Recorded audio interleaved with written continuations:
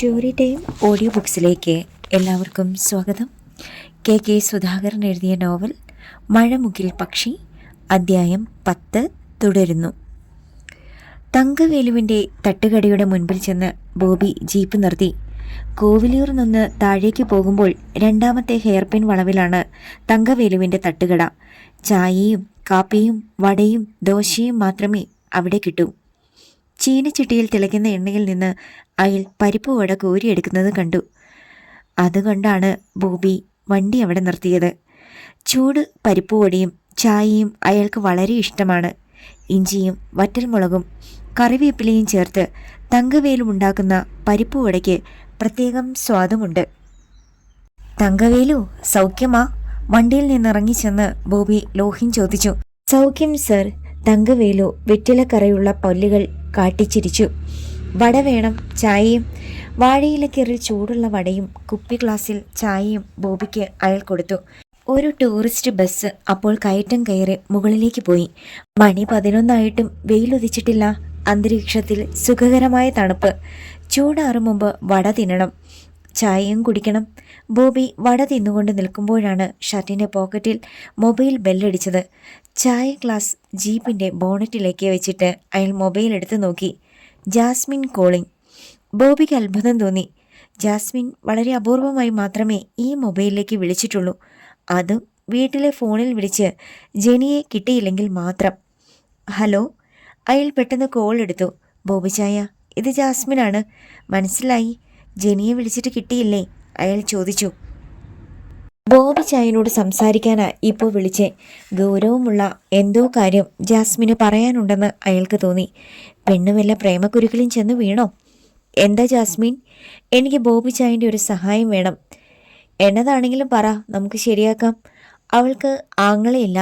എന്തെങ്കിലും സഹായം ആവശ്യമായി വന്നാൽ താനല്ലാതെ ആരുണ്ട്? എൻ്റെ കോഴ്സ് തീരാറായി. അതിനു മുമ്പ് 2 മാസത്തെ ഫീൽഡ് സ്റ്റഡി ഉണ്ട്. 2-3 സ്ഥലങ്ങളിൽ ചെന്ന് അവിടുത്തെ ആളുകളെ കണ്ട് ചില വിവരങ്ങൾ ശേഖരിക്കുന്ന ഒരു തരം സർവേ. മനസ്സിലായി. കുറച്ച് പോണ്ടിച്ചേരിയിലും ബാക്കി ആലപ്പുഴയിലും വട്ടവടയിലും നടത്താനാണ് എൻ്റെ പ്ലാൻ. അവിടെ വന്ന് 2 ആഴ്ച താമസിക്കേണ്ടി വരും. അതിനെന്താ, നീ എന്നാണ് വരുന്നതെന്ന് അറിയിച്ചാൽ ഞാൻ വണ്ടിയും കൊണ്ട് മൂന്നാറിൽ വരും. ഒരു പ്രശ്നവുമില്ല. വെറും നിസ്സാര കാര്യമായിട്ടാണ് ബോബിക്കത് തോന്നിയത്. ഇതാണോ അവൾ വലിയ സഹായം എന്ന മട്ടിൽ പറഞ്ഞത്? അതത്ര ഈസിയല്ല ബോബി ചായ, ജാസ്മിൻ പറഞ്ഞു. അതെന്താ? ഞാൻ ഇക്കാര്യം ജെനി ചേച്ചിയോട് പറഞ്ഞു. ഞാനങ്ങോട്ട് വരുന്നതിൽ ചേച്ചിക്ക് അത്ര താല്പര്യമില്ല, ജാസ്മിൻ വെളിപ്പെടുത്തി. അവൾ അങ്ങനെ പറഞ്ഞോ? അയാൾക്ക് വിശ്വാസം വന്നില്ല. പറഞ്ഞു. അതിൻ്റെ കാരണം എന്താണെന്ന് എനിക്കറിയില്ല. കാരണം. പക്ഷെ ബോബിക്ക് പെട്ടെന്ന് പിടികിട്ടി. ക്രിസ്റ്റി വീട്ടിലുണ്ടല്ലോ, അതാണ് കാരണം. പക്ഷേ അത് ജാസ്മിനോട് പറയാൻ പറ്റില്ലല്ലോ. ജാസ്മിൻ ഒന്നുകൊണ്ടും വിഷമിക്കേണ്ട, ഞാൻ ജെനിയോട് സംസാരിക്കാം. ഇവിടെ വരെ യാത്ര ചെയ്തു വരുന്നത് നിനക്ക് ബുദ്ധിമുട്ടായിരിക്കുമെന്ന് വിചാരിച്ച അവൾ അങ്ങനെ പറഞ്ഞത്.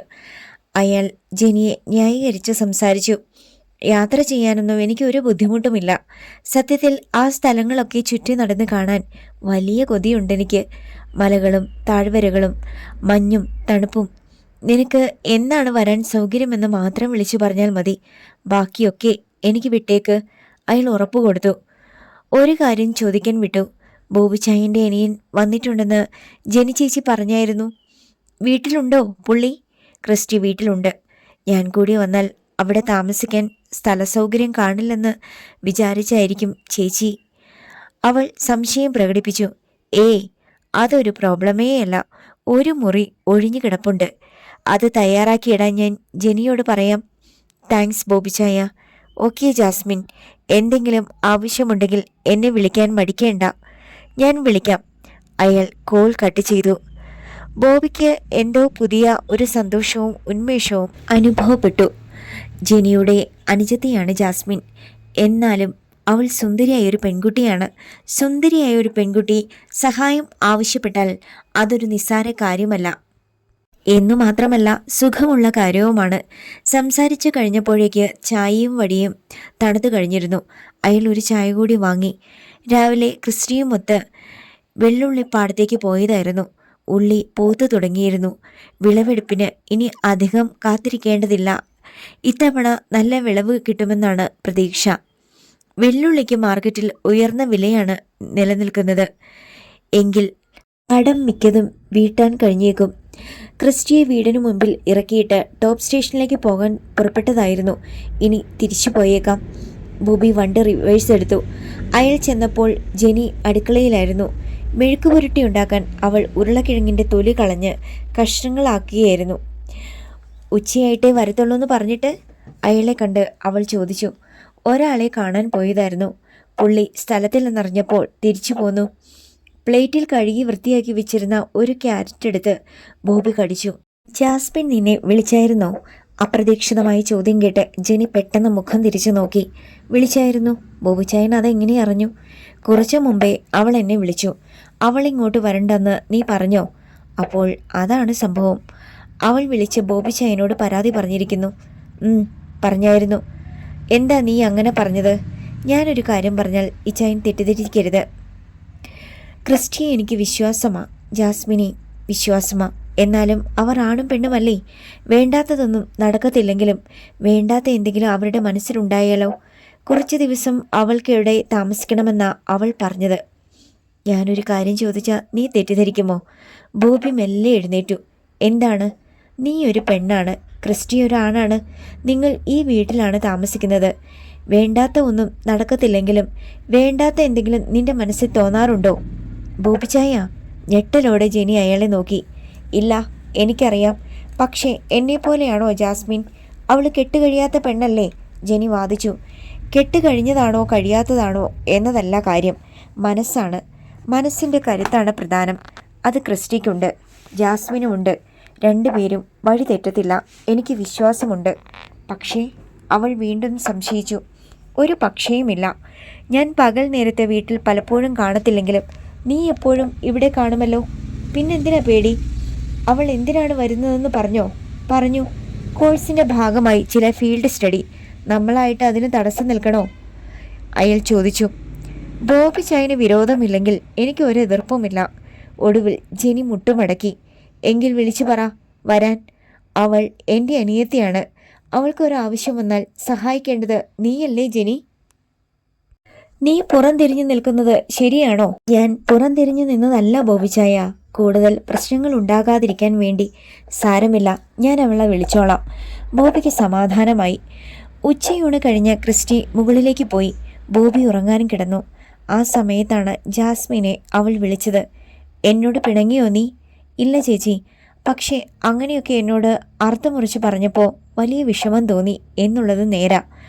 അതുകൊണ്ടാണോ ബോബിച്ചായനെ നീ വിളിച്ചത്? എനിക്ക് എതിർപ്പൊന്നുമില്ല മോളെ. എപ്പോഴാന്ന് വെച്ചാൽ നീ വന്നോ. എത്ര ദിവസം വേണമെങ്കിലും നിനക്കിവിടെ താമസിക്കാം. എന്താ? താങ്ക് യു ചേച്ചി. പക്ഷെ ഒരു കാര്യം കൂടി എനിക്ക് പറയാനുണ്ട്. ഇക്കാര്യം തൽക്കാലം പപ്പയും മമ്മിയും അറിയണ്ട, ജാസ്മിൻ പറഞ്ഞു. അതെന്താ? വിശദമായി നാളെ ഞാൻ പറയാം. ഇപ്പോൾ ഞാൻ ബിസിയാണ്. ശരി, നാളെ വിളിച്ചാൽ മതി. പെട്ടെന്ന് ജാസ്മിൻ ഫോൺ കട്ട് ചെയ്തു. ജെനിക്കൊന്നും മനസ്സിലായില്ല. എന്താണ് പപ്പയും മമ്മിയും ഇക്കാര്യം അറിഞ്ഞാൽ എന്തെങ്കിലും ഒളിക്കാൻ ശ്രമിക്കുന്നുണ്ടോ ജാസ്മിൻ? അറിയാതെ ഒരു ഭയം ജെനിയുടെ മനസ്സിൽ വളരാൻ തുടങ്ങി. അത്താഴം കഴിഞ്ഞ് അടുക്കള വൃത്തിയാക്കിയിട്ട് സലോമി ഉറങ്ങാൻ ചെന്നപ്പോൾ എന്തോ ആലോചനയിൽ മുഴുകിക്കിടക്കുകയായിരുന്നു ആൻ്റണി. തലയൊഴിച്ച് അയാളുടെ ശരീരം മുഴുവൻ ബ്ലാങ്കറ്റിനുള്ളിലായിരുന്നു. സാരി അഴിച്ച് സലോമി കസേരയിലേക്കിട്ടു. സാരി ഉടുത്തുകൊണ്ട് അവൾ ഉറങ്ങാറില്ല. ശ്വാസം മുട്ടുന്നത് പോലെ തോന്നും. അവൾ ലൈറ്റ് അണച്ചിട്ട് ബ്ലാങ്കറ്റിനുള്ളിലേക്ക് കയറി ആൻ്റണിയെ ചേർന്ന് കിടന്നു. എന്തവാ ആലോചിക്കുന്നത്? അയാളുടെ നെഞ്ചിലേക്ക് കൈവച്ച് അവൾ ചോദിച്ചു. ഓ, ഒന്നുമില്ല. മനസ്സിലുള്ളതൊന്നും തുറന്നു പറയത്തില്ല ആൻ്റണി, അതാണ് സ്വഭാവം. എത്ര നാളായി അവൾ കാണുന്നു? ബോബിയെ പിന്നെ കണ്ടായിരുന്നോ? അവൾ തിരക്കി. ഇന്ന് ക്ലബിലുണ്ടായിരുന്നു. റമ്മി കളിക്കാൻ വിളിച്ചിട്ട് അവൻ വന്നില്ല. മുമ്പ് വലിയ ഹരമായിരുന്നു അവന് റമ്മി. അനി എൻ്റെ സ്വാധീനമായിരിക്കും. ആർക്കറിയാം. അവർ അല്പനേരം നിശബ്ദരായി കിടന്നു. സലോമി അയാളുടെ നെഞ്ച് വിരലുകൾ കൊണ്ട് ഒഴിഞ്ഞു. ബോബിയെപ്പോലല്ല ആ കൊച്ചൻ നല്ലവനാ, ആൻ്റണി പറഞ്ഞു. ആര്? ക്രിസ്റ്റിയോ? അവൾ ചോദിച്ചു. സത്യസന്ധന. ഇക്കാലത്ത് ആരെങ്കിലും 4 ലക്ഷം കിട്ടിയ വെളിയിൽ മിണ്ടുമോ? അവൾ പറഞ്ഞു. നീ എന്ന് പറഞ്ഞ കാര്യത്തെക്കുറിച്ച് ഞാൻ ആലോചിക്കുക. ആൻ്റണി അവളുടെ നേർക്ക് തിരിഞ്ഞു കിടന്നു. അയാളെ അപ്പോൾ ബ്രാൻഡി മണത്തു. എന്തുവാ ആൻ്റണി? ഹോട്ടലിൽ നിന്ന് സിബിയെ പറഞ്ഞു വിടാതെ പറ്റത്തില്ല. അവൻ ആള് ശരിയല്ല. നമുക്ക് ബോബിയെ മാനേജരാക്കിയാലോ? ആൻ്റണിയെ കെട്ടിപ്പിടിച്ച് വരിഞ്ഞു മുറുക്കി അയാളെ തുരുതുര ഉമ്മ വയ്ക്കാൻ സലോമിക്ക് അപ്പോൾ തോന്നി. പക്ഷേ അവൾ സ്വയം നിയന്ത്രിച്ചു. നല്ല കാര്യമാ ആൻ്റണി. ആ കള്ളനെ പുറത്താക്കുകയും ചെയ്യാം. അതോടൊപ്പം ബോബിക്ക് കൊടുത്ത വാക്ക് പാലിക്കുകയും ചെയ്യാം, അവൾ പറഞ്ഞു. പക്ഷേ എനിക്കൊരു ചമ്മൽ വീണ്ടും ബോബിയോട് അക്കാര്യം പറയാൻ.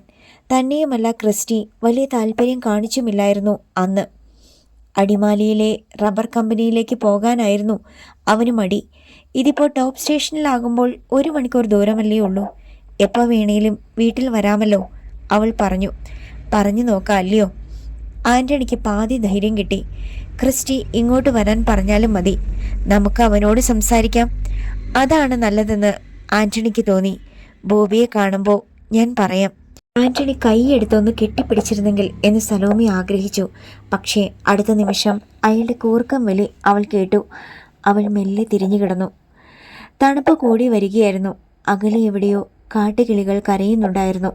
സലോമി കണ്ണുകൾ അടച്ച് ഉറങ്ങാൻ ശ്രമിച്ചു. പിറ്റേന്ന് രാവിലെ യാദൃശ്ചികമായി കോവിയൂർ മാർക്കറ്റിൽ വെച്ച് ബോബിയെ ആൻ്റണി കണ്ടു. വണ്ടി നിർത്തി അയാൾ ബോബിയുടെ അടുത്തേക്ക് ചെന്നു. ഞാൻ നിന്നെ വിളിക്കാനിരിക്കുമായിരുന്നു. എന്താ ആൻ്റണി? ക്രിസ്റ്റിയുടെ കാര്യം പറയാനായിരുന്നു. അവനിപ്പോൾ പണിയൊന്നുമില്ലാതെ വീട്ടിലിരിക്കുമല്ലേ? എൻ്റെ ഹോട്ടലിൽ വന്ന് നിൽക്കട്ടെ, മാനേജരായിട്ട്. ശമ്പളവും കൊടുക്കാം. ഞാൻ അവനോട് പറയാം. അവന് താല്പര്യമുണ്ടെങ്കിൽ വരട്ടെ, എനിക്ക് വിരോധമൊന്നുമില്ല. ബോബി ഉള്ളിലെ സന്തോഷം പുറത്ത് കാണിച്ചില്ല. എന്തായാലും അവൻ എന്നെയൊന്ന് കാണാൻ പറ. ഇപ്പോഴത്തെ മാനേജർ സിബിയെ ഞാൻ പറഞ്ഞു വിടാനിരിക്കുക. അവനാള് ശരിയല്ല. ബോബി ഒന്ന് പുഞ്ചിരിച്ചു. ക്രിസ്റ്റിയെ കൊണ്ട് ആൻ്റണിക്ക് ഒരു ബുദ്ധിമുട്ടും ഉണ്ടാകുകയില്ല, അതെനിക്കറിയാം. സീസൺ വരാൻ പോവുമല്ലേ, ഇനി ടൂറിസ്റ്റുകൾ ഇഷ്ടം പോലെ വരും. ഉത്തരവാദിത്തത്തോടെ ഹോട്ടൽ നോക്കി നടത്താൻ ആരെങ്കിലും ഉണ്ടായാലേ പറ്റൂ. ക്രിസ്റ്റിയെ ഞാൻ അങ്ങോട്ട് പറഞ്ഞു വിടാം, അത് മതി. ജീപ്പിൽ കയറി ആൻ്റണി പോയി. ബോബി അറിയാതെ ഒന്ന് ചിരിച്ചു. ഒരിക്കൽ അധിക്ഷേപിച്ചവൻ ഇപ്പോൾ കാല് പിടിക്കാനായി വന്നിരിക്കുന്നു. ദൈവത്തിൻ്റെ ഓരോ കളി. അന്നുച്ചയ്ക്ക് ഊണ് കഴിച്ചുകൊണ്ടിരിക്കുമ്പോഴാണ് ആൻ്റണി പറഞ്ഞ കാര്യം ബോബി സംസാരിച്ചത്. ക്രിസ്റ്റിയും ജെനിയും ഒരുപോലെ മുഖമുയർത്തി അയാളെ നോക്കി. നിനക്ക് താല്പര്യമുണ്ടെങ്കിൽ ചെല്ല്. ഒരു ജോലി ഉണ്ടായിരിക്കുന്നത് എന്തുകൊണ്ടും നല്ലതാ. കൃഷി മാത്രം ആശ്രയിച്ച് ജീവിക്കുന്നത് ബുദ്ധിയല്ല. പക്ഷേ ഹോട്ടലിലെ പണിയെന്നൊക്കെ പറയുമ്പോൾ ജെനിക്ക് അതത്ര ആകർഷകമായി തോന്നിയില്ല. മാനേജറായിട്ട് ഇവനെ നിയമിക്കാൻ പോകുന്നേ. 10-20 മുറികളുള്ള 3 നില കെട്ടിടമാ ആൻ്റണിയുടെ ഹെവൻ വാലി റിസോർട്ട് ഹോട്ടൽ. അതത്ര മോശമൊന്നുമല്ല. ക്രിസ്റ്റി നിശബ്ദനായിരുന്നതേയുള്ളൂ. നീ എന്താ ഒന്നും മിണ്ടാത്തെ? ബോബി അവൻ്റെ നേർക്ക് നോക്കി. എനിക്കത്ര വലിയ താല്പര്യമൊന്നുമില്ല ചായ. ഞാനവിടെ കെട്ടിയിട്ടതുപോലെയാകും. ഒരു സ്വാതന്ത്ര്യവും കിട്ടത്തില്ല. 8-10 കൊല്ലം കൂറ്റൻ മതിൽക്കെട്ടിനുള്ളിലെ ഇടുങ്ങിയ മുറിയിൽ ജീവിച്ചവനാ ഞാൻ. എനിക്ക് ഈ ഭൂമിയും ആകാശവും കണ്ട് ഒരുപാട് നേരം നടക്കണം, കെട്ടുപാടുകളൊന്നുമില്ലാതെ, അവൻ പറഞ്ഞു. നിനക്കിഷ്ടമല്ലെങ്കിൽ വേണ്ട. എന്തായാലും അയാൾ ചെല്ലാൻ പറഞ്ഞതല്ലേ. വീട്ടിൽ ചെന്ന് ഒന്ന് കാണ്. വേണ്ടെങ്കിൽ അക്കാര്യം പറ. അല്ലെങ്കിൽ ഞാൻ വിലക്കിയിട്ട നീ ചെല്ലാത്തതെന്ന് അയാൾ വിചാരിക്കും. ശരിയാ. ക്രിസ്റ്റി ഒന്ന് ചെന്നേച്ചു വാ. ജെനിയും ബോബിയെ പിന്തുണച്ചു. ഊണ് കഴിഞ്ഞ് അല്പനേരം വിശ്രമിച്ച ശേഷം ക്രിസ്റ്റി എഴുന്നേറ്റ് വേഷം മാറി. ബോബി ചായനും ജെനി ചേച്ചിയും പറഞ്ഞത് ധിക്കരിച്ചെന്ന് വേണ്ട. ബോബി ഉച്ചമയക്കത്തിലായിരുന്നു. ഞാൻ ആൻ്റപ്പൻ ചേട്ടനെ ഒന്ന് കണ്ടിട്ട് വരാം, ജെനിയോട് പറഞ്ഞിട്ട് അവൻ ഇറങ്ങി നടന്നു. ഒരു പഴയ ബൈക്ക് കിട്ടുമെങ്കിൽ വാങ്ങാമായിരുന്നുവെന്ന് അവന് തോന്നി. നടപ്പ് ഇഷ്ടമാണെങ്കിലും സമയം ഒരുപാടെടുക്കുന്നു. ആൻ്റപ്പൻ്റെ വീട്ടിലേക്ക് റോഡിൽ നിന്നുള്ള പടികൾ അവൻ ഇറങ്ങിച്ചെന്നു. വീട്ടുമുറ്റത്തെ ഒറ്റ ഓറഞ്ച് മരം പൂവിട്ടിരിക്കുന്നത് അപ്പോൾ അവൻ കണ്ടു. കോളിംഗ് ബെൽ അടിച്ചപ്പോൾ സലോമിയാണ് വന്ന് വാതിൽ തുറന്നത്. ചുരിദാറും സ്ലീവ്ലെസ് ടോപ്പുമാണ് അവൾ ധരിച്ചിരുന്നത്. നഗ്നമായ കൈത്തണ്ടകൾക്ക് പവൻ നിറം. ക്രിസ്റ്റിയോ, ഞാൻ കാത്തിരിക്കുകയായിരുന്നു, കേറി വാ. അവൾ ആഹ്ലാദത്തോടെ അവനെ ക്ഷണിച്ചു. ഷൂസ് ഊരി വെച്ചിട്ട് അവൻ സ്വീകരണ മുറിയിലേക്ക് കയറി. ആൻ്റണി ചേട്ടനെ കാണാൻ വന്നതാ ഞാൻ. ഹോട്ടലിൽ പോയേക്കുവാ. ഇനി വരുമ്പം 6 മണി കഴിയും. അത് സാരമില്ല, ഞാനുണ്ടല്ലോ ഇവിടെ. ആൻ്റപ്പൻ പറയാനുള്ളത് ഞാൻ പറഞ്ഞാൽ പോരെ? പുഞ്ചിരിയോടെ അവൾ ചോദിച്ചു. മതി. അവൻ സെറ്റിയിലിരുന്നു. സലോമി വന്ന് അവൻ്റെ അടുത്ത് സെറ്റിയിൽ മുട്ടിയുരുമിയിരുന്നു. അവളുടെ ശരീരത്തിൽ നിന്ന് ഏതോ ഒരു സുഗന്ധം പ്രവഹിക്കുന്നത് അവൻ അപ്പോൾ അറിഞ്ഞു. ഞാനൊരു കാര്യം ചോദിച്ചാൽ ക്രിസ്റ്റി സത്യം പറയുമോ? അവൻ്റെ കണ്ണുകളിലേക്ക് ഉറ്റുനോക്കി സലോമി ചോദിച്ചു. ചേച്ചിക്ക് എന്താണ് അറിയേണ്ടത്? ശാന്തമായ സ്വരമായിരുന്നു ക്രിസ്റ്റിയുടേത്. ഞങ്ങളോടുള്ള ദേഷ്യം ഇപ്പോഴും മനസ്സിൽ ബാക്കിയുണ്ടോ? അവൻ ഒന്ന് ചിരിച്ചു. ചീത്ത കാര്യങ്ങളൊന്നും ഞാൻ അധിക നേരം മനസ്സിൽ സൂക്ഷിക്കാറില്ല. ക്ലബിൽ വെച്ച് ആൻ്റണി ചേട്ടൻ ബോബി ചായനെ മറ്റുള്ളവരുടെ മുൻപിൽ വെച്ച് അപമാനിച്ചു എന്നറിഞ്ഞപ്പോൾ ദേഷ്യം തോന്നാതിരുന്നില്ല. പക്ഷേ ആൻ്റണി ചേട്ടൻ്റെ സ്ഥാനത്ത് നിന്നുകൊണ്ട് ചിന്തിച്ചപ്പോൾ ആ ദേഷ്യം മാറുകയും ചെയ്തു. അവൻ പറഞ്ഞു, ക്ലബിൽ വെച്ച് അന്ന് അങ്ങനെയൊക്കെ സംസാരിച്ചതിൽ ആൻ്റണിക്ക് വലിയ വിഷമമുണ്ട്. വലിയ കൂട്ടുകാരായിരുന്നിട്ട് അങ്ങനൊന്നും ബോബിയോട് പറയാൻ പാടില്ലായിരുന്നു. പക്ഷേ അതൊക്കെ കഴിഞ്ഞില്ലേ ചേച്ചി? ഇപ്പോൾ പഴയതുപോലെ അവർ രണ്ടുപേരും ഫ്രണ്ട്സ് ആവുകയും ചെയ്തു. ഒക്കെ ശരി തന്നെ. പക്ഷേ ആൻ്റണിക്ക് പ്രായശ്ചിത്തം ചെയ്യാൻ ആഗ്രഹമുണ്ട്. അടിമാലിയിലല്ല, ഇവിടെ അടുത്ത് ടോപ്പ് സ്റ്റേഷനിലുള്ള ഹെവൻ വാലി ഹോട്ടലിലാണ് ക്രിസ്റ്റിക്ക് ജോലി തരാൻ ആൻ്റണി ഉദ്ദേശിക്കുന്നത്. ബോബി ചായനോട് ആൻ്റണി ചേട്ടൻ ഇക്കാര്യം സൂചിപ്പിച്ചു എന്നാണ് ഞാൻ അറിഞ്ഞത്. അതേ ക്രിസ്റ്റി, ഇപ്പോഴത്തെ മാനേജർ സിബിയെ ആൻ്റണിക്ക് ഒട്ടും വിശ്വാസമില്ല. അവനെ പിരിച്ചുവിട്ടിട്ട് ക്രിസ്റ്റിയെ മാനേജരാക്കാനാണ് ആൻ്റണിയുടെ മനസ്സിലിരിപ്പ്. പക്ഷേ എനിക്കൊരു മുൻപരിചയവുമില്ലാത്ത ജോലിയാണത്. അറിയാത്ത പണിക്ക് പോകാതിരിക്കുന്നതാണ് നല്ലതെന്ന് എൻ്റെ മനസ്സ് പറയുന്നു. അവൻ ഒഴിഞ്ഞു. അറിയാത്ത പണികളൊക്കെ പഠിക്കുന്നതിലാണ് മിടുക്ക്. ആൻ്റണി സഹായിക്കും, എല്ലാം പറഞ്ഞു തരും. 1-2 മാസം കൊണ്ട് ക്രിസ്റ്റി മിടുക്കനാവും. അവനൊന്ന് പുഞ്ചിരിച്ചു. സലോമി പ്രതീക്ഷയോടെ അവനെ നോക്കി. മണിമലയാറിൻ്റെ തീരത്ത് ഞങ്ങൾക്ക് 2 ഏക്കർ കൃഷിസ്ഥലമുണ്ടായിരുന്നു. കുറച്ച് വയലായിരുന്നു. അവിടെ ഞങ്ങൾ വെള്ളരിയും പടവലവും പാവലും ചീരയും വാഴയും ഒക്കെയാണ് കൃഷി ചെയ്തിരുന്നത്. അച്ചാച്ചൻ നല്ല കൃഷിക്കാരനായിരുന്നു. സ്കൂളിൽ പഠിക്കുന്ന കാലത്ത് ബോബി ചായനും മേഴ്സി മാമയും ഞാനുമായിരുന്നു അച്ചാച്ചൻ്റെ സഹായികൾ. ക്രിസ്റ്റി പറഞ്ഞു വരുന്നത് എന്താണെന്ന് അവൾക്ക് മനസ്സിലായതേയില്ല. വിളവെടുപ്പായാൽ ഒരു മിനി ലോറി വാടകയ്ക്കെടുത്താണ് എല്ലാം വിൽപ്പനയ്ക്ക് കൊണ്ടുപോകുന്നത്. ചെങ്ങനാശ്ശേരി ചന്തയിലേക്കും ചെങ്ങന്നൂർ ചന്തയിലേക്കും മാറി മാറി ഞങ്ങൾ പോകുമായിരുന്നു. മൊത്തക്കച്ചവടക്കാർക്ക് കൊടുത്തിട്ട് കൈ നിറയെ കാശുമായിട്ടാണ് ഞങ്ങൾ മടങ്ങുന്നത്. ഞങ്ങളും കൃഷിക്കാരായിരുന്നു, റബ്ബറായിരുന്നു എന്നേയുള്ളൂ, സലോമി ഇടയ്ക്ക് കയറി പറഞ്ഞു. എന്നിട്ടും പഴയ ഓർമ്മകളിൽ നിന്ന് ക്രിസ്റ്റിക്ക് വിടുതൽ കിട്ടിയില്ല. ചെങ്ങന്നൂർ അമ്പലത്തിനടുത്ത് ഒരു അയ്യപ്പ വിലാസം ഹോട്ടൽ ആൻഡ് ടീ ഷോപ്പ് ഉണ്ടായിരുന്നു. അവിടുന്ന് വയറ് നിറച്ച് മസാല ദോശ മേടിച്ചു തരുമായിരുന്നു ഞങ്ങൾക്ക് അച്ചാച്ചൻ. ചെങ്ങനാശ്ശേരിയിലാണെങ്കിൽ ബോട്ട് ചെട്ടിക്കടുത്ത് ഒരു ടാച്ച് ഹോട്ടൽ ഉണ്ടായിരുന്നു. അവിടെ നിന്ന് പത്തിരിയും ആട്ടിറച്ചിക്കറിയുമാണ് കഴിച്ചിരുന്നത്. ചിരിച്ചുകൊണ്ട് സലോമി അവൻ്റെ കൈയെടുത്ത് പിടിച്ചു. എല്ലാം നല്ല ഓർമ്മയാണല്ലോ ക്രിസ്റ്റിക്ക്. അതേ ചേച്ചി, ആ ഓർമ്മകളിലാണ് ഞാൻ ജീവിക്കുന്നേ.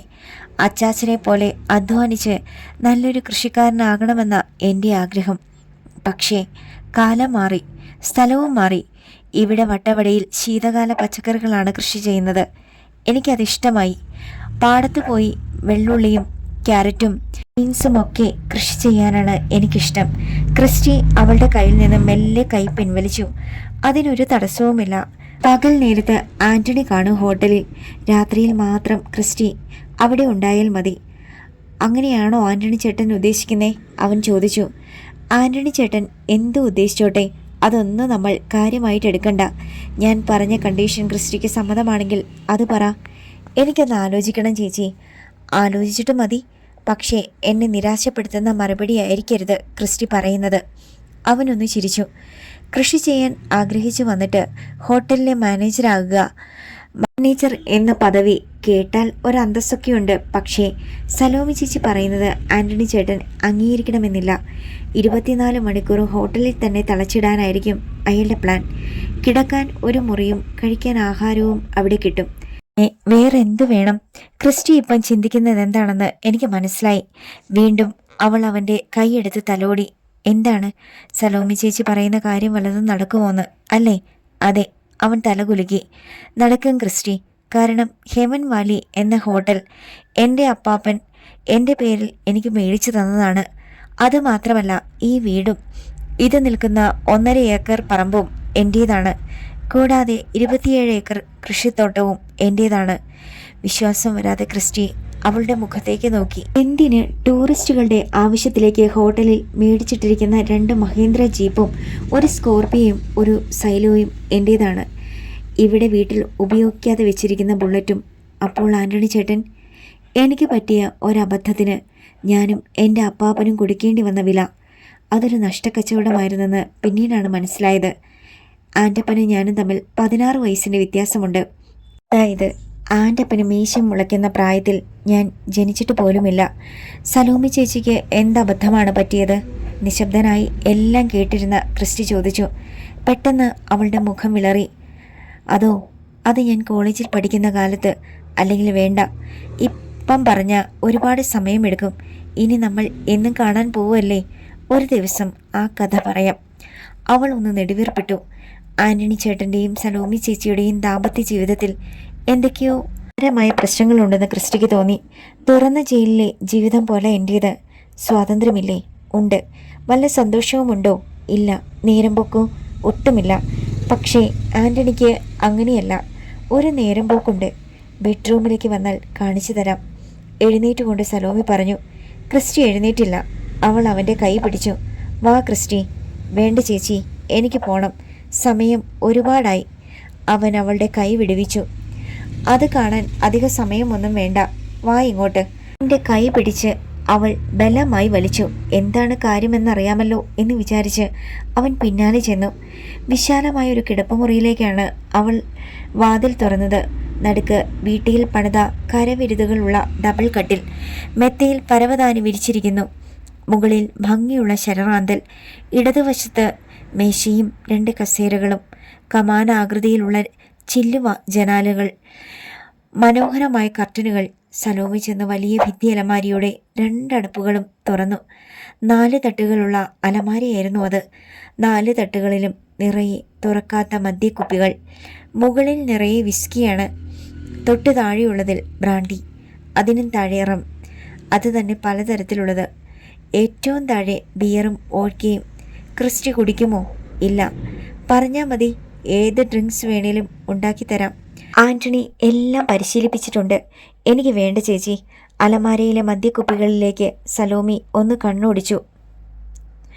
ഇതാണ് ആൻ്റപ്പൻ്റെ നേരം പോക്ക്. രാത്രിയായാൽ ഇത് മാത്രം മതി. എന്നെ പോലും വേണ്ട. ചേച്ചി കുടിക്കുമോ? വിഷയം മാറ്റാനായി അവൻ ചോദിച്ചു. ഞാൻ വൈൻ മാത്രമേ കുടിക്കാറുള്ളൂ. ഇവിടെ ഞാൻ സ്ട്രോബെറി പഴം കൊണ്ട് വൈൻ ഉണ്ടാക്കും. സ്ട്രോബെറി കൊണ്ട് വൈൻ ഉണ്ടാക്കാൻ പറ്റുമോ? കൗതുകത്തോടെ ക്രിസ്റ്റി ചോദിച്ചു. പിന്നില്ലേ, വാ, ക്രിസ്റ്റിക്ക് ഞാൻ തരാം. അവൾ അവനെ പിന്നെ കൂട്ടിക്കൊണ്ടു പോയത് കിച്ചണിലേക്കാണ്. അവിടെ ചെന്ന് അലമാര തുറന്ന് ഒരു വലിയ കുപ്പിയെടുത്തു. അത് നിറയെ കട്ടൻ ചായയുടെ നിറമുള്ള വൈനായിരുന്നു. ചെറിയൊരു വൈൻ ഗ്ലാസ് എടുത്ത് അത് നിറയെ വൈൻ ഒഴിച്ച് അവൾ അവന് കൊടുത്തു. അവൻ അത് കുടിച്ചു. സ്ട്രോബെറി പഴത്തിൻ്റെ രുചിയും മധുരവുമുള്ള ഒന്നാന്തരം വൈൻ. ഈ വൈൻ ഉണ്ടാക്കാൻ എന്നെ പഠിപ്പിക്കാമോ? താല്പര്യപൂർവ്വം അവൻ ചോദിച്ചു. വൈനുണ്ടാക്കാൻ മാത്രമല്ല, ക്രിസ്റ്റി പറയുന്നതെല്ലാം പഠിപ്പിച്ചു തരാം, എല്ലാം. അത് പറഞ്ഞ് സലോമി കുലുങ്ങി ചിരിച്ചു. അത് കാണാനാവാതെ ക്രിസ്റ്റി മെല്ലെ പിന്തിരിഞ്ഞു നടന്നു. ജെനി സിറ്റൗട്ടിലിരുന്ന് അന്നത്തെ പത്രം മറിച്ചു നോക്കിയായിരുന്നു. സിനിമയുടെ പരസ്യങ്ങൾ കാണുമ്പോൾ അവൾക്ക് കൊതി വരും. പുതിയ സിനിമ കണ്ടിട്ട് എത്ര കാലമായി? തിയേറ്ററിൽ പോയി സിനിമ കാണണമെങ്കിൽ 3 മണിക്കൂർ വണ്ടി ഓടിക്കണം. ആലപ്പുഴയിലായിരുന്നപ്പോൾ ജാസ്മിനുമൊത്ത് ഇടയ്ക്ക് മാറ്റിന് കാണാൻ പോകുമായിരുന്നു.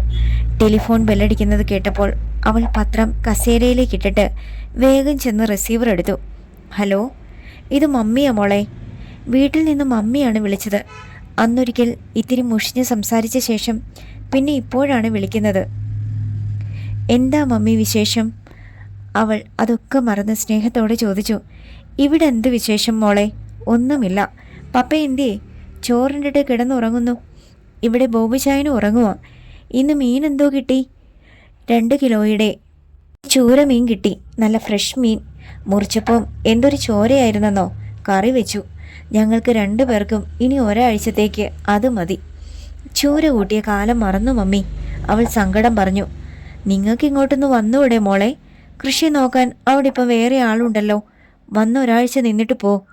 ക്രിസ്റ്റിയുടെ കാര്യമാണ് മമ്മി സൂചിപ്പിച്ചതെന്ന് എനിക്ക് മനസ്സിലായി. വരണമെന്ന ആഗ്രഹമുണ്ട്. എന്തായാലും ബോബിചായനോടൊന്ന് ചോദിച്ചിട്ട് പറയാം. വെള്ളുള്ളിയുടെ വിളവെടുപ്പിന് സമയമായി. അത് കഴിഞ്ഞിട്ടേ നടക്കൂ. ജാസ്മിൻ നിന്നെ വിളിച്ചായിരുന്നോ മോളെ? പെട്ടെന്ന് മമ്മി ചോദിച്ചു. ഇല്ല. എന്താ മമ്മി? അവളൊന്നും അറിയാത്ത മട്ട് നടിച്ചു. മിനിഞ്ഞാന്ന് അവളെന്നെ വിളിച്ചായിരുന്നു. അവൾക്ക് അവിടെ വന്ന് കുറച്ച് ദിവസം താമസിക്കണമെന്ന്. കോഴ്സിൻ്റെ ഭാഗമായിട്ട് ഏതാണ്ട് ഫീൽഡ് സ്റ്റഡിക്ക് വേണ്ടിയായിരുന്നെന്ന്. ഞാൻ പറഞ്ഞു അവളോട് പോകാൻ പറ്റത്തില്ലെന്ന്. അപ്പോൾ അതാണ് മമ്മി അക്കാര്യം അറിയണ്ട എന്ന് ജാസ്മിൻ പറഞ്ഞതിൻ്റെ കാരണം. അവൾ ഇവിടെ വന്ന് കുറച്ച് ദിവസം താമസിക്കട്ടെ, അതിലെന്താ കുഴപ്പം? ഒന്നും അറിയാത്ത മട്ടിൽ ജെനി ചോദിച്ചു. നീ എന്താ മോളെ വിവരമില്ലാത്തവളെ പോലെ സംസാരിക്കുന്നേ? പ്രായപൂർത്തിയാകാത്ത പെങ്കൊച്ചിനെ പോലും വെറുതെ വിടാത്തവനാ അവൻ. അവിടേക്ക് ജാസ്മിനെ എങ്ങനെ മനസ്സമാധാനത്തോടെ വിടും ഞാനിവിടെ ഉണ്ടല്ലോ മമ്മി. നിന്റെ കണ്ണൊന്ന് തെറ്റാൻ അധിക നേരം വേണോ? അരുതാത്തത് സംഭവിച്ചു കഴിഞ്ഞ് വിഷമിക്കുന്നതിലും നല്ലതല്ലേ അത് ഒഴിവാക്കാൻ ശ്രമിക്കുന്നത്? മാർഗരറ്റ് വാദിച്ചു. പക്ഷേ നമ്മൾ വിചാരിച്ച പോലെ കുഴപ്പക്കാരനല്ല മമ്മി ക്രിസ്റ്റി. മോശമായൊരു പെരുമാറ്റവും അവനിൽ നിന്ന് ഇതുവരെ ഉണ്ടായിട്ടില്ല. പഠിച്ച കള്ളന്മാർ അങ്ങനെയാ മോളെ. നല്ലവൻ ചമഞ്ഞ് ആദ്യം നമ്മുടെ സ്നേഹവും വിശ്വാസവും നേടിയെടുക്കും. അത് കഴിഞ്ഞേ ചാടി വീഴൂ. ലോകപരിചയമുള്ളവർ പറയുന്നത് കണ്ണുമടച്ച് തള്ളിക്കളയുന്നത് ശരിയല്ല. ജാസ്മിൻ ഇവിടെ വരുന്നതിനെക്കുറിച്ച് രണ്ടാമതൊന്നുകൂടി ആലോചിക്കണം. എന്തെങ്കിലും അനിഷ്ട സംഭവം ഉണ്ടായാൽ മമ്മി ക്ഷമിക്കുകയില്ല. അങ്ങോട്ട് വരണമെന്ന് അവൾ നിർബന്ധം പിടിച്ചാലും നീ സമ്മതം കൊടുക്കരുത്, കേട്ടല്ലോ? ദുർബലമായി ജെനി മോളി. ശരി മോളെ, വെച്ചോ. അവൾ മെല്ലെ റിസീവർ വെച്ചു. ഊരാക്കുടുക്കിൽ പെട്ടതുപോലെയായി ജെനി. വരാൻ ജാസ്മിന് അനുവാദം കൊടുത്തു കഴിഞ്ഞു. അപ്പോഴാണ് മമ്മി വിളിച്ചു പറയുന്നത് വരാൻ സമ്മതിക്കരുതെന്ന്. ഒരാളെ പിണക്കിയേ പറ്റൂ. ജെനി. കിടപ്പുമുറിയിൽ നിന്ന് ബോബിയുടെ വിളി വന്നു. അവൾ അങ്ങോട്ട് ചെന്നു. ഉണർന്നു കിടക്കുകയായിരുന്നു അയാൾ. ക്രിസ്റ്റി വന്നോ? അയാൾ ചോദിച്ചു. ഇല്ല. പിന്നെ നീ ആരോടാ സംസാരിച്ചേ? മമ്മി വിളിച്ചായിരുന്നു. വെറുതെ വിളിച്ചതാണോ? മണി 4 കഴിഞ്ഞല്ലോ. ചായ ഇടുന്നില്ലേ?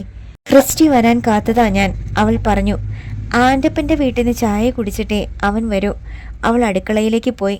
അപ്പോഴാണ് ആരോ ഗേറ്റ് തുറക്കുന്ന ശബ്ദം അവൾ കേട്ടത്. അവൾ ചെന്ന് നോക്കി. ക്രിസ്റ്റിയാണ് വന്നത്. ചായ കുടിച്ചോ നീ? അവൾ ചോദിച്ചു. ഇല്ല, അവൻ പറഞ്ഞു. അവർ തന്നില്ലേ? വീഞ്ഞ് കിട്ടിയെന്ന് പറയാൻ അവന് തോന്നിയില്ല. വേണ്ടാന്ന് ഞാൻ പറഞ്ഞു. എന്നാൽ ഞാൻ ചായ ഇട്ടുകൊണ്ട് വരാം. ജെനി അടുക്കളയിലേക്ക് പോയി. അവൾ ചായയുമായി വന്നപ്പോൾ ബോബിയും ക്രിസ്റ്റിയും സംസാരിച്ചിരിക്കുമായിരുന്നു. ആൻ്റണി എന്തു പറഞ്ഞു? ബോബി തിരക്കി. ആൻ്റണി ചേട്ടൻ വീട്ടിലില്ലായിരുന്നു. ഹോട്ടലിൽ പോയേക്കുവാണെന്നാ സലോമി ചേച്ചി പറഞ്ഞേ.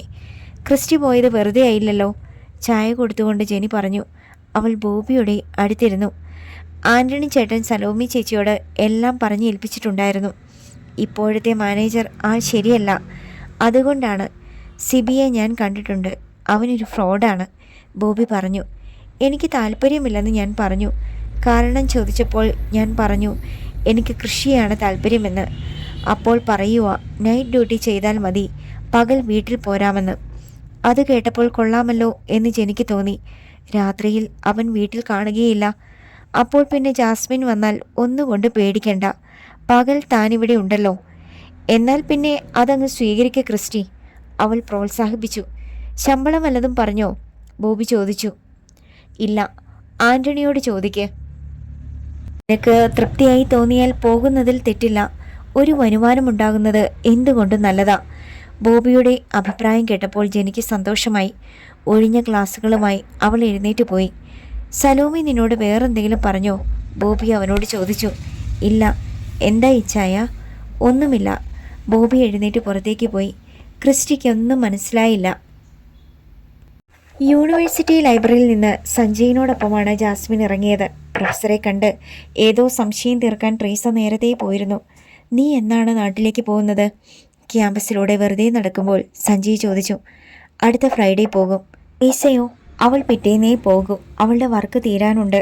നിനക്ക് വേണ്ടി ഞാൻ കുറച്ച് ക്വസ്റ്റ്യൻസ് തയ്യാറാക്കിക്കൊണ്ടിരിക്കുക. അത് പ്രിൻ്റ് ചെയ്ത് കോപ്പി എടുത്തിട്ട് വേണം കുട്ടികൾക്ക് കൊടുത്ത് ആൻസർ മേടിക്കേണ്ടത്. +2 വിദ്യാർത്ഥികൾക്ക് കൊടുത്ത് ഉത്തരം മേടിക്കാനായി ഒരു ചോദ്യാവലി തയ്യാറാക്കി തരാമെന്ന് അവൻ ഏറ്റിട്ടുണ്ടായിരുന്നു. എപ്പോഴെങ്കിലും ശാരീരികമോ മാനസികമോ ആയ പീഡനങ്ങൾ പുരുഷന്മാരിൽ നിന്ന് ഏൽക്കേണ്ടി വന്നിട്ടുണ്ടോ എന്നറിയാനുള്ള ചോദ്യങ്ങളായിരുന്നു അവ. എപ്പോൾ നീ അത് തരും? അവൾ ചോദിച്ചു. കംപ്ലീറ്റ് ആയില്ല, 2 ദിവസത്തിനകം തരാം. 50 ചോദ്യങ്ങളുണ്ട്. യെസ് അല്ലെങ്കിൽ നോ എന്ന ഉത്തരമാണ് കുട്ടികൾ നൽകേണ്ടത്. അത് പ്രിൻ്റ് ചെയ്ത കടലാസ് കൊടുത്ത് ഉത്തരങ്ങൾ രഹസ്യമായി രേഖപ്പെടുത്തി തരാൻ പറയണം. അവരുടെ പേരോ നമ്പറോ ഒന്നും എഴുതണ്ട എന്നും പറയണം. എന്നാലേ സത്യസന്ധമായി ഉത്തരങ്ങൾ കിട്ടൂ. ജാസ്മിൻ തലകുലുക്കി. കുറഞ്ഞത് 100 കുട്ടികളെയെങ്കിലും സർവേയിൽ ഉൾപ്പെടുത്തണം. വിവിധ സ്ഥലങ്ങളിലെ വിവിധ സ്കൂളുകളിൽ നിന്ന്. അത് പ്രയാസമില്ല. ആലപ്പുഴ, വട്ടവട, കൊല്ലം, വേണമെങ്കിൽ കൊച്ചിയും ഉൾപ്പെടുത്താം, അവൾ പറഞ്ഞു. ഗുഡ്. അത് കഴിഞ്ഞിട്ട് വേണം ഉത്തരങ്ങൾ അനലൈസ് ചെയ്ത് നമ്മുടെ നിഗമനങ്ങളിൽ എത്തിച്ചേരാൻ. ഗവേഷണ വിദ്യാർത്ഥിയായതുകൊണ്ട് സഞ്ജയിന് ഇക്കാര്യത്തിൽ അവളേക്കാൾ പിടിപാടുണ്ടായിരുന്നു. അവനെ സഹായത്തിന് കിട്ടിയത് ഒരു ഭാഗ്യമായി അവൾക്ക് തോന്നി. ഇന്ന് വെള്ളിയാഴ്ചയല്ലേ, തിങ്കളാഴ്ച ഞാൻ അത് തയ്യാറാക്കി കൊണ്ടുവരാം. നാട്ടിൽ ചെന്ന് കമ്പോസ് ചെയ്ത് കോപ്പി എടുത്താൽ മതി. ഇവിടെ മലയാളം കമ്പോസിങ് ചെയ്തു തരുന്ന ആരുമില്ല. അത് സാരമില്ല, ആലപ്പുഴയിൽ നിന്ന് ഞാൻ ചെയ്യിച്ചോളാം. ജാസ്മിൻ ഹോസ്റ്റലിലേക്കുള്ള റോഡിലേക്ക് തിരിയുന്നതുവരെ അവൻ അവളെ അനുഗമിച്ചു. നാളെ നീ വരുന്നുണ്ടോ, അവൾ ചോദിച്ചു. ഇല്ല, സാറ്റർഡേ അല്ലേ. അത് മാത്രമല്ല, ഇങ്ങോട്ട് വന്നാൽ നിനക്ക് തരാനുള്ള ക്വസ്റ്റ്യനെയർ കംപ്ലീറ്റ് ചെയ്യാൻ പറ്റത്തില്ല. ശനിയും ഞായറും അതിൻ്റെ പണിയിലായിരിക്കും. താങ്ക് യുടാ. താങ്ക്സ് മാത്രം പോരാ, അവൻ പറഞ്ഞു. പിന്നെ നിനക്ക് ഇഷ്ടമുള്ള വേറെന്തെങ്കിലും? ചോക്ലേറ്റ്? അത് കുട്ടികൾക്ക് കൊണ്ട് ചെന്ന് കൊടുക്ക്, അവൻ പ്രതിഷേധിച്ചു. പിന്നെ എന്തു വേണം? പിന്നെ ഞാൻ ചോദിച്ചോളാം, ചിരിച്ചുകൊണ്ട് അവൻ പറഞ്ഞു. ഹോസ്റ്റലിൽ ചെന്നപ്പോൾ ട്രീസ എത്തിയിട്ടില്ല. പിറ്റേന്ന് ശനി. വീട്ടിലേക്ക് പോകാനുള്ള തയ്യാറെടുപ്പിൻ്റെ ഭാഗമായി അവൾ ട്രീസയോടൊപ്പം കുറച്ച് ഷോപ്പിംഗ് നടത്തി. തിരിച്ച് ഹോസ്റ്റലിലെത്തിയപ്പോൾ സന്ധ്യയായി. വന്നപാടെ ട്രീസ കുളിക്കാൻ കയറി. പുറത്തു പോയിട്ട് വന്നാലുടൻ അവൾക്ക് കുളിക്കണം. പെട്ടെന്ന് വിയർക്കുന്ന ശരീരമാണ് അവളുടേത്. മൊബൈൽ എടുത്ത് സഞ്ജയിനെ ജാസ്മിൻ വിളിച്ചു. വർക്ക് എവിടെ വരെ എത്തിയെന്ന് അറിയണമല്ലോ. ഹലോ ജാസ്. അവൻ ഉടൻ കോൾ എടുത്തു. എന്തായി കാര്യങ്ങൾ, അവൾ ചോദിച്ചു. ഇന്നലെ രാത്രിയിലും ഇന്ന് പകലും തനിച്ചിരുന്ന് 50 ചോദ്യങ്ങളും ഉണ്ടാക്കി. നിനക്ക് വേണ്ടിയായതുകൊണ്ട് അതൊരു സുഖമായിരുന്നു. പിറ്റേന്ന് ഞായർ വൈകിയാണ് ജാസ്മിൻ ഉണർന്ന് എഴുന്നേറ്റത്. ഒരു കൂട്ടുകാരിയുടെ വീട്ടിൽ പോകാൻ ട്രീസ നേരത്തെ സ്ഥലം വിട്ടിരുന്നു. ജാസ്മിൻ പല്ല് ബ്രഷ് ചെയ്യുമ്പോഴാണ് സഞ്ജയ് വിളിച്ചത്. ഞാൻ നാളെയും മറ്റന്നാളും യൂണിവേഴ്സിറ്റിയിലേക്ക് വരില്ലടി. എൻ്റെ ഒരു ഫ്രണ്ട് നാട്ടിൽ നിന്ന് വരുന്നുണ്ട്. അവനെയും കൊണ്ട് ചില സ്ഥലങ്ങളിലൊക്കെ പോകണം. അപ്പോൾ എൻ്റെ ക്വസ്റ്റ്യനെയർ? നീ ഫ്രീ ആണെങ്കിൽ ഇപ്പോഴിങ്ങോട്ട് വാ, ഞാനിത് റെഡിയാക്കി വെച്ചിരിക്കുക, അവൻ പറഞ്ഞു. ഞാൻ വരാം. അവൾ ചെന്ന് ബ്രേക്ക്ഫാസ്റ്റ് കഴിച്ച് വേഷം ധരിച്ച് പുറപ്പെട്ടു. ക്യാമ്പസിൽ നിന്ന് തന്നെ അവൾക്കൊരു റിട്ടേൺ ട്രിപ്പ് ഓട്ടോ കിട്ടി. സഞ്ജയിൻ്റെ റൂമിലേക്ക് കോണിപ്പടി കയറി ചെന്നപ്പോൾ അവൻ കാത്തിരിക്കുന്നുണ്ടായിരുന്നു. കൈകൊണ്ടെഴുതി ക്ലിപ്പ് ചെയ്ത 10 ഷീറ്റ് പേപ്പർ അവൻ അവൾക്ക് കൊടുത്തു. അവൾ അത് വായിച്ചുകൊണ്ടിരിക്കുമ്പോൾ അവൻ മേശപ്പുറത്ത് കിടന്നിരുന്ന പെൻഡ്രൈവ് സൂത്രത്തിലെടുത്ത് മേശയുടെ ഡ്രോയറിലേക്ക് ഇടുന്നത് കൺകോണിലൂടെ അവൾ കണ്ടു. കള്ളൻ എന്താണ് ഒളിപ്പിച്ചതെന്ന് ഒന്നറിയണമല്ലോ. അപ്പോഴാണ് സഞ്ജയിനൊരു കോൾ വന്നത്. അവൻ മൊബൈൽ എടുത്ത് സംസാരിച്ചുകൊണ്ട് ബാൽക്കണിയിലേക്ക് പോയി. ആ തക്കത്തിന് അവൾ ഡ്രോയറിൽ നിന്ന് പെൻഡ്രൈവ് ചൂണ്ടിയെടുത്ത് ഹാൻഡ് ബാഗിലേക്ക് താഴ്ത്തി. ചോദ്യാവലികൾ ഒന്നാം തരം. സൂപ്പർ. അവൻ തിരികെ വന്നപ്പോൾ അഭിനന്ദനപൂർവ്വം അവൾ കൈനീട്ടി. അവൻ അവളുടെ കൈ പിടിച്ച് മൃദുവായി അമർത്തി. അവർ അല്പനേരം കൂടി സംസാരിച്ചിരുന്നു. താങ്ക്സ് സഞ്ജയ്, ഇനി ഞാൻ പോവുകയാണ്. ഒടുവിൽ അവൾ എഴുന്നേറ്റു. എന്താ ഇത്ര ധൃതി? നമുക്കൊന്നിച്ചു പോയി ലഞ്ച് കഴിക്കാം, അവൻ പറഞ്ഞു. നിനക്ക് ഞാനൊരു ഉഗ്രൻ ലഞ്ച് വാങ്ങി തരുന്നുണ്ട്. അപ്പോൾ ഒരു ലഞ്ചിൽ എല്ലാം തീർക്കാനാണോ പ്ലാൻ? പരിഭവത്തോടെ അവൻ അവളെ നോക്കി. അവൾ മിണ്ടിയില്ല. അവൻ അവളെ ചുറ്റിപ്പിടിച്ച് ചുണ്ടുകളിൽ ഉമ്മ വെച്ചു. Sanjay, I love you jazz. അവൻ്റെ വിരലുകൾ അനുസരണക്കേട് കാണിക്കാൻ തുടങ്ങിയപ്പോൾ അവൾ പെട്ടെന്ന് അകന്നു മാറി. ശരി, തൽക്കാലം വിട്ടിരിക്കുന്നു, അടുത്ത തവണ, അവൻ ഒരിളവ് അനുവദിച്ചു. പിന്നെ ചിറുകൂട്ടി ചിരിച്ചുകൊണ്ട് അവൾ കോണിപ്പടികൾ ഓടിയിറങ്ങി. ഹോസ്റ്റലിൽ ചെന്ന് കഴിഞ്ഞ് ലാപ്ടോപ്പ് ഓൺ ചെയ്ത് അവൾ പെൻഡ്രൈവ് കണക്ട് ചെയ്തു. പ്ലേ ബട്ടണിൽ വിരലമർത്തിയപ്പോൾ സ്ക്രീനിൽ ഒരു വീഡിയോ ആരംഭിച്ചു. പിന്നീട് വന്ന ദൃശ്യങ്ങൾ കണ്ട് അവൾ ഞെട്ടി. അടുത്ത ഭാഗം നാളെ.